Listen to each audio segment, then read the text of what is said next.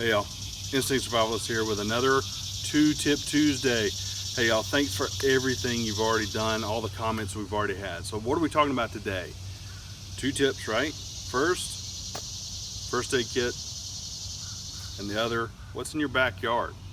We'll get to that in just a moment, but one of the things that I think is probably equally as important as your knife and some of the other things we've already talked about is a first aid kit. Now, it could be anything from a group first aid kit, which is what this is, and I'm building this one out. Thank you, Mr. Bill McGee, for the opportunity to buy the pack. Nice pack. Anyway, that's one that I carry when there's a group. I also have one mounted to the roll bar of the Jeep, which is about the same size, and it's already complete. I got it nailed out. So the other thing is y'all have seen this one in some of the other videos, as well as some pictures I posted. This is one that I actually built. The first aid kit itself, the bag, the pouch, if you will, is old military type. And the way that I've done that is I actually it had stuff in it, I took it all out, kept what I wanted, and then added to it. So that's what I did with that one. And it can be anything, folks, from old cheapo Colgans, Coglins, I can never remember how to pronounce that, I think it's Coglins, that you can get at the Walmart. Start with that.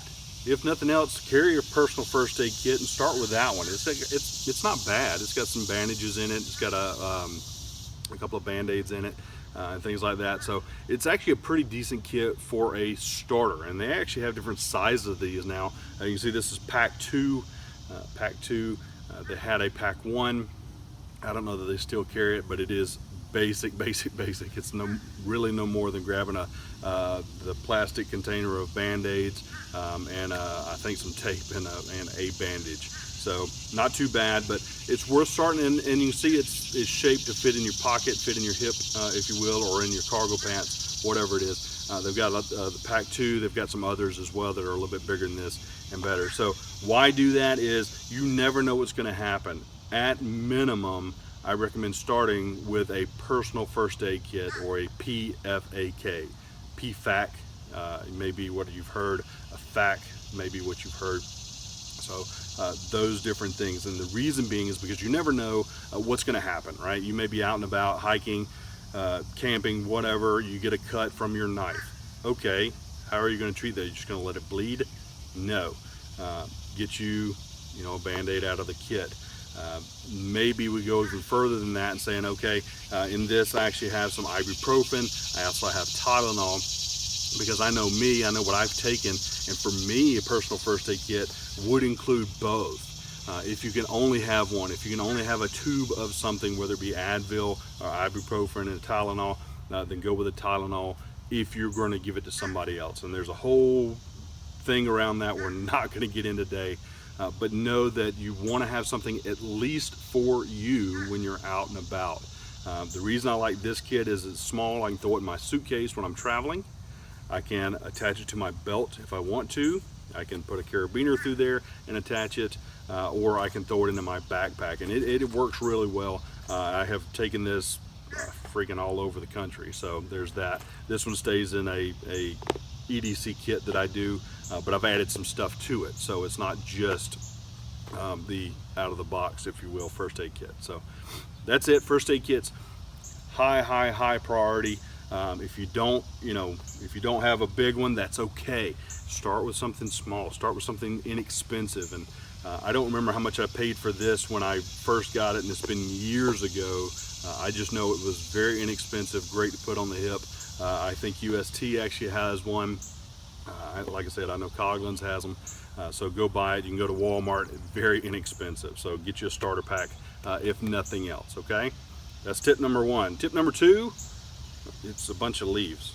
So we have maple and we have dandelion. Now, what is this for? It's know what's in your backyard. The reason being is because you never know what you might need to, again, kind of tie into first aid, right? Is to heal yourself, to get yourself fixed or right. You look at maple and it improves kidney function when you boil the leaves.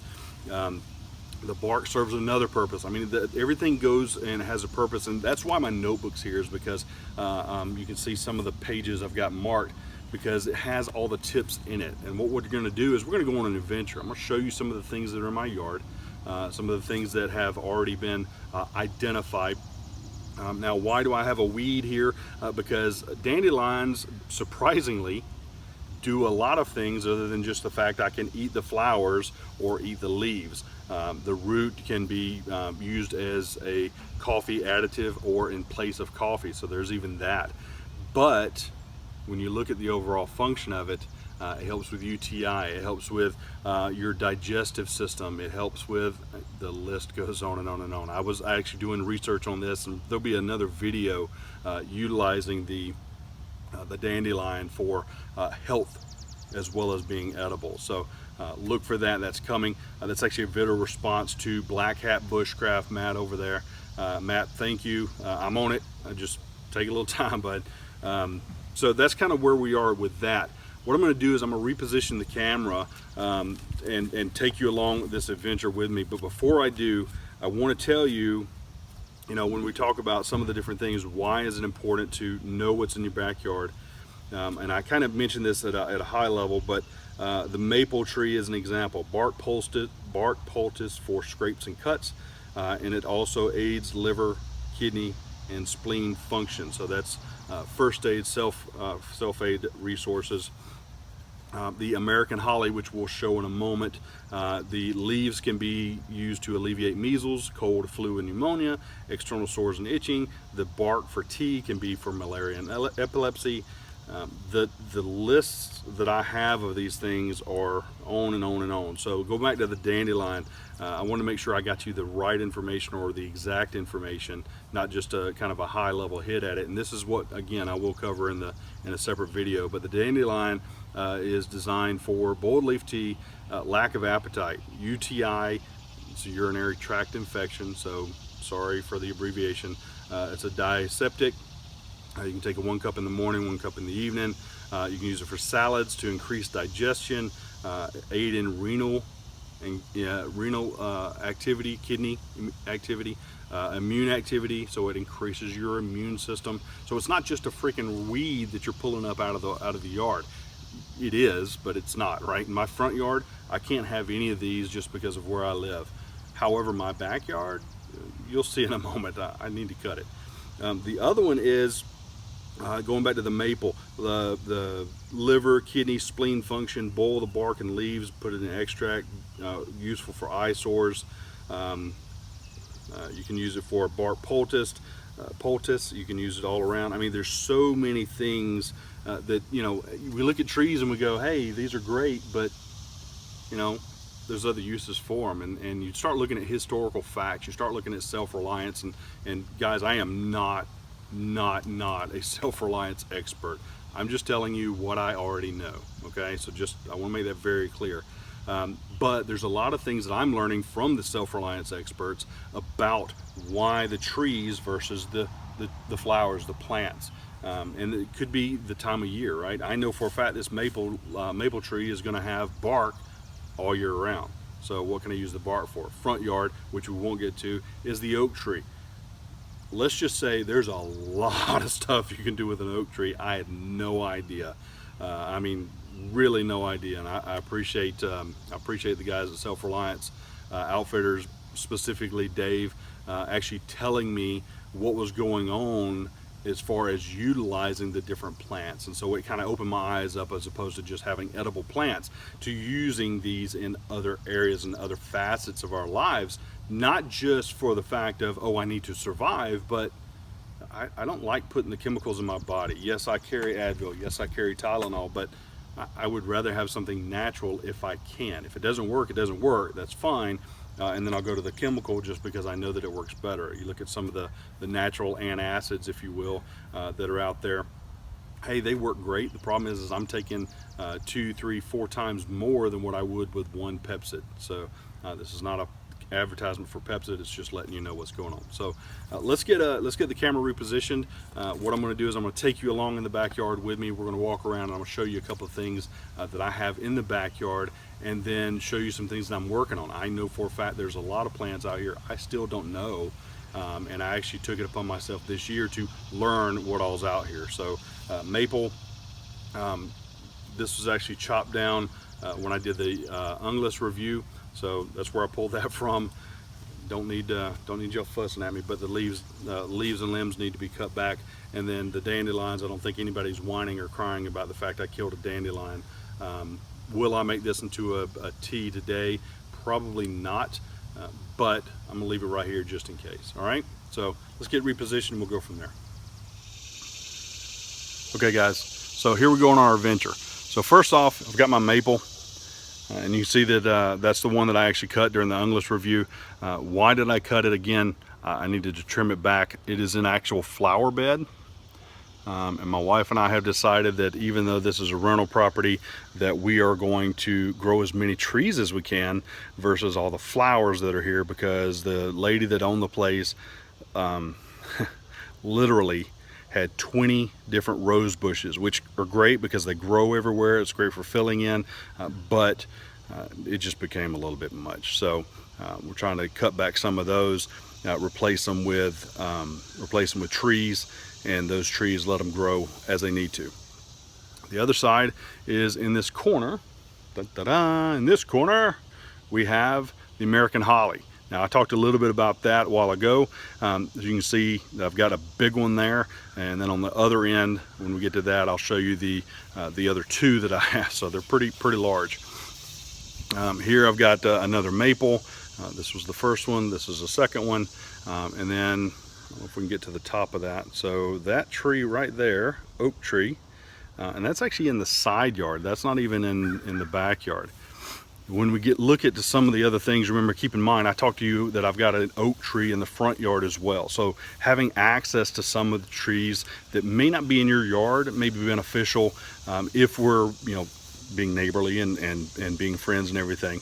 That may be something that you can use and utilize. So this one is actually ours. We've got red maple there, silver maple there, and red maple here.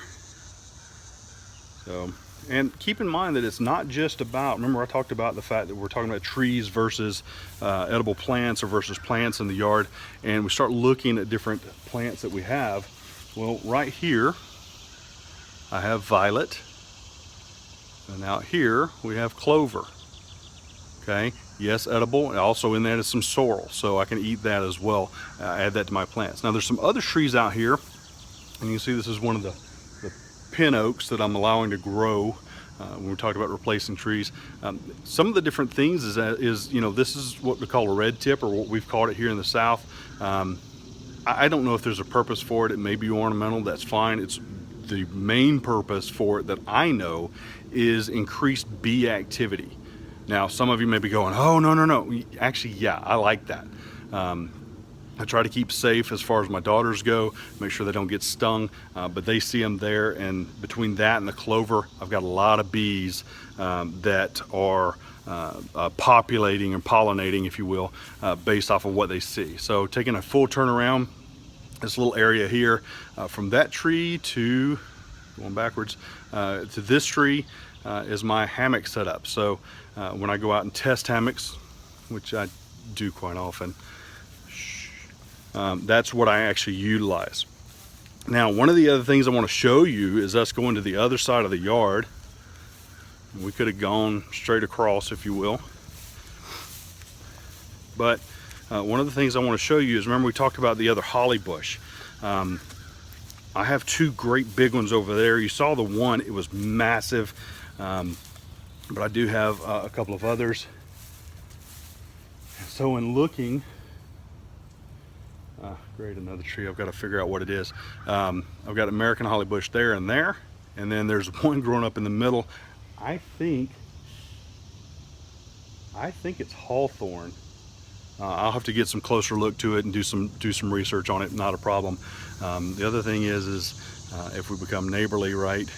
Willow, weeping willow, many uses for that. But there's another thing I want to show you. It's again not just about the trees. All right, if I look, this big old plant here, this one right here, and right here is lettuce. Okay, wild lettuce. And again, some of that will be aiding in digestion, making sure that you can digest your food, making sure urinary tract infection, blah, blah, blah. The list goes on. It is bitter. So while you can put it in a salad, that may not be your primary salad. Okay, so by the end of it, your stomach may be in knots just based off of the fact that it's bitter. And then again, one of the other pieces of that is in this. We've got some clover here. We've got some dandelions, actually right here. And some of the other roots. We passed by a lot of different dandelions as I'm walking through. I'm like, man, I got a bucket load. Yes, does the yard need to be cut? Yes.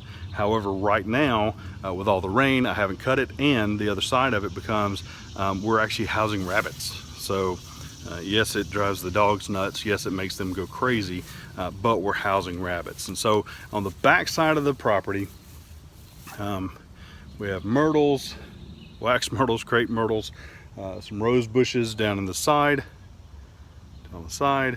and then some other different various trees, which again, I've already said I'm going to try to learn and figure out what they are, so that if there becomes a problem, if we look at a grid down, if you will, if we look at a prep perspective, if we look at other factors just beyond the bushcrafting, I need to know these things when I can't get to a hospital, when I can't get to a doctor's office, when I can't get to things that are regular medicinal benefits, regular places to get medicine. I want to make sure that I have the ability to take care of my family, whether it is from the different plants or whether it's something, hey, you know what, I don't have something to do this. Okay, and so that's why I would utilize a plant. So anyway, there's that. Let's talk about some closing thoughts and then we'll go from there. Thanks for the adventure anyway. All right, folks, so there you have it. That's the Two Tip Tuesday for today. I hope you enjoyed the trip, the little adventure, if you will. We're going to try to do some more of those. I got some great, exciting video plans coming up. Guys, thanks for your subscriptions and your likes and your comments. Do not forget to comment and do not forget to like the video if you like it, because what that does, it spreads it out to feeds and things of that nature, helps other people to see what's going on and see the different feeds and see why that's important. Again, I explained this in another video, is if you have two videos on the same thing and one of them has 5 likes versus 50 likes, which one are you going to go to? The 50 likes. Hey, there's something there, right? Something that needs to go on. And again, I'm not pressuring you to do that. If you like it, then like it. Okay, just give me a thumbs up and go from there. Also, make sure you comment, because again, we're building this community. Some of the things I'm doing, the dandelion as the example, is something I'm doing based off of somebody asking me to. Kevin Bowen had said, hey, what else have you got in your yard? What are you doing? What are your natural plants? Things of that nature. The first aid kit is one in the fact that we're fixing to do kits. I'm fixing to go in and show you some of the kits I carry, also from the community, some of the feedback I'm getting. So, hey, y'all, thanks for everything you do. And until next time, use your instincts to survive. Thanks for watching.